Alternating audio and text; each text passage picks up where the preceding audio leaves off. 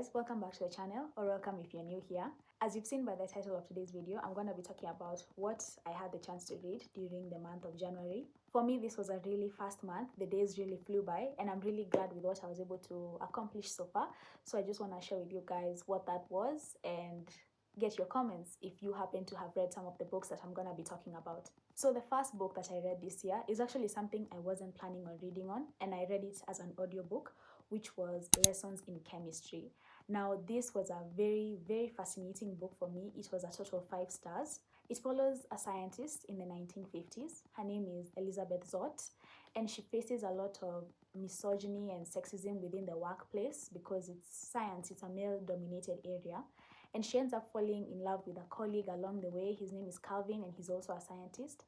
The story is so remarkable. It's unlike anything I've ever read before because somewhere along the way, she loses her job and she ends up being this very unlikely TV star of a show called Supper at 6, where she faces a lot of backlash from the producers and the makers of the show because they want it to be a conventional 50s cooking TV show. They want her in a tight dress and wearing an apron and just teaching women how to cook. But given that she's a scientist, more particularly someone who has mastery of chemistry, teaches women how to be empowered and to be independent through the science, through chemistry.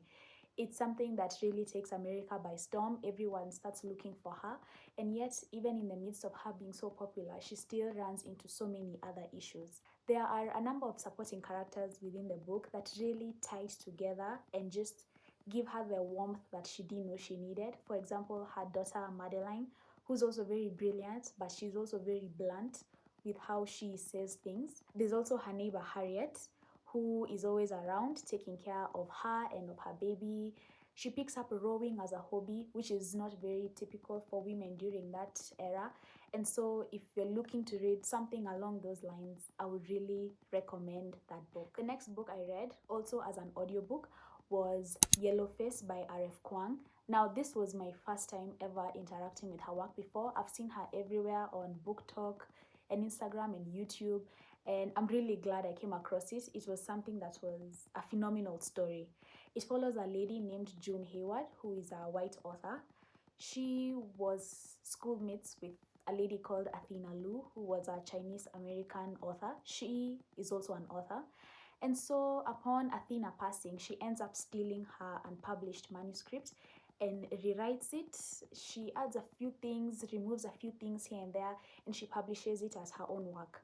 This book was about Chinese laborers during the World War I period. June is a very unlikable character. I've never read a book that had such an unlikable protagonist, and she remains this way till the very end. It's a bit sad to see. It's a bit disturbing to see her infatuation with minorities and how they have it better than everyone else. There is something I did find interesting that she pointed out, which was how nowadays everything is about DEI and diversity, and how that often at times, especially in our culture, comes at the expense of white authors, which I found was worth noting, but it really did not justify her obsession with Athena and wanting to be her and also hating her at the exact same time. If you want to be annoyed, if you want to read something that really makes you think about current day cancel culture and DEI and the really harsh realities that publishers have to face when they are in the writing industry, either when you're coming out with a debut novel or you've been around for a while and you're being pressured to come out with a new book that everyone can read, then I think this would be a really interesting book for you. The final book that I read this month, this is actually something that I started in around December of last year, was Forever Interrupted by Taylor Jenkins Reid. This I gave around maybe 3.75 stars on my Fable. By the way, if you'd like to see what I read on Fable, I'll link my profile down below. So this story follows 2 people, Ben and Elsie, who meet in January and they end up eloping around the end of May, and by like the first week of June, Ben passes away. And what was interesting about this is the fact that Ben had never even mentioned to his mom that he was dating someone. And so Elsie gets to interact with her mother-in-law for the first time at the funeral. It's a story about grief, about loving someone so quickly, and what happens when you've only known someone for 6 months and then they pass away. How should you move on from something like that? It was a story that I really liked for the first half. It got pretty boring for me at around page 200, and I really pushed to finish it because I really don't like leaving things unread. But yeah, I think maybe this is the reason why I don't read romance. I'm yet to find a really good romance, like the romance that I saw in lessons in chemistry. But yeah, it was just alright. That's pretty much all I read in the month of January. I'm looking forward to the month of February because I do have a few books loitered around that I do need to finish. For example, Before the Coffee Gets Cold by Toshikazu Kawaguchi. This is a book about magical realism, and it's set in a cafe that's around 100 years old. And it's a place where customers can come and they can sit in a specific chair and they get to travel back in time. Now, this chair has a number of very strict rules. For example, if you're going back in time, you can only go back to see your loved ones, particularly people who have also visited the cafe, and you have to interact with them and come back to the present before your coffee gets cold, hence the title. The interesting thing about this book is that the present will remain unchanged. Like, you can go back and talk to your loved one and say everything that you wanted to say, but nothing is going to change in the present. This book is really interesting because it basically captures the whole concept of getting closure. You know that nothing is going to change, and yet you make the effort to go back and repeat something just so that you make sure you don't have any regrets. The funny thing with me is that I start books and then I get distracted and then I pick up another book. So I read about 60% of this. I am honestly not sure if I'll finish it. It will take me a minute to get back into the groove because I'm trying to reread and it's just not clicking for me anymore. So I'll let you guys know if I end up finishing this one.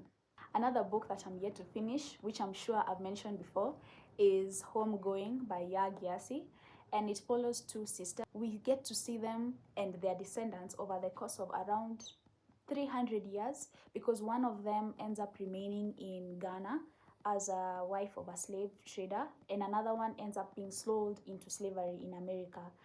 So I actually started this book twice before, and I need to restart it again for the third time because I think I ended up reading Normal People by Sally Rooney, and there's just been so many stories I'm trying to read. So I want to pick this up for the third time and try and finish it. So generally, on how things have been this month for me, I'm really embracing the audiobooks. It's something that I was opposed to in the past because I was like, reading has to be physical books. But I've really enjoyed the audiobooks, especially like if you're doing pretty mundane tasks, like if you're driving or if you're shopping. Audiobooks are a really good way to engage your mind. Something else that I know I really want to do is to have a reading journal, like to be able to make a book and to put pictures and to keep writing my thoughts. Because one thing about me, I will write my reviews on Fable once I finish a book, but then I know I want to keep a physical track of my books. I just keep writing my thoughts.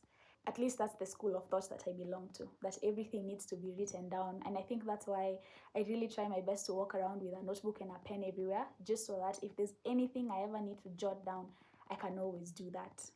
If you haven't read anything in the year 2026, it's okay. I think January has been a bit of a weird month because everyone is still trying to settle into the year and to see if you're actually going to follow your New Year's resolutions. For me, my reading ones, I don't think I follow them to a T, especially on the weekends when I want to read more, because I just end up getting a bit tired because I've tried to squeeze my reading during the week. I'm trying not to put too much pressure on it. I'm trying to read the stories that are most interesting to me, and I'm also trying to be comfortable with the concept of DNFing a book, like not finishing a book, because there's so much to explore, there's so much in the world, and so we probably shouldn't waste time reading books that are just maybe subpar for you.